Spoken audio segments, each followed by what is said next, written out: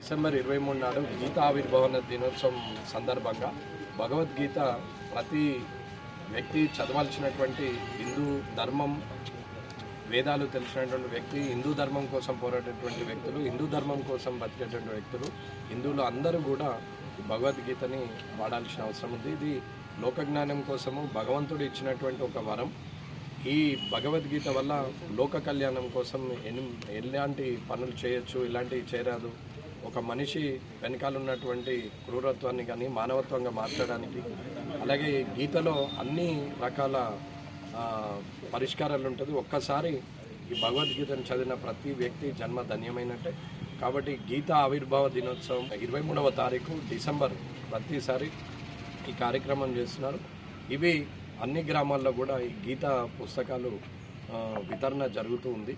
కాబట్టి అందరూ కూడా ఒకవేళ ఇవి అందుబాటులోకి రానోళ్ళు వాళ్ళు కూడా ఇది ఇస్కాన్ టెంపుల్ వాళ్ళ దగ్గర ఈ గీతాలు అవైలబుల్ ఉంటాయి. కాబట్టి అందరూ కూడా వీటిని తీసుకోవాలని కోరుకుంటూ, ఆ దేవుని భగవద్ధాన్యంలో ఉండాల్సినటువంటి వ్యక్తులం అందరం కూడా ఆ ధ్యానంలో ఉన్నప్పుడు మంచి చెడుకున్నటువంటి తేడా తెలిసే అవకాశం ఉంటుంది. కాబట్టి మానవత్వం, మానవలోకం కళ్యాణం కోసం ఉన్నటువంటి గీత భగవద్గీత. కాబట్టి ఈ భగవద్గీత ఆవిర్భావ దినోత్సవమైన 23వ తారీఖు డిసెంబర్ ప్రతి సంవత్సరము ఈ కార్యక్రమం కొనసాగుతుంది. ఇస్కాన్ టెంపుల్ వారి ద్వారా ఈ కార్యక్రమాలు చేస్తున్నారు. కాబట్టి ప్రజలందరూ కూడా ఈ వేదాలు, హిందూ ధర్మాన్ని కాపాడుకుంటూ ఉంటే రాబోయే తరాల వారికి మనం ఆదర్శంగా ఉండే అవకాశం ఉంటుంది.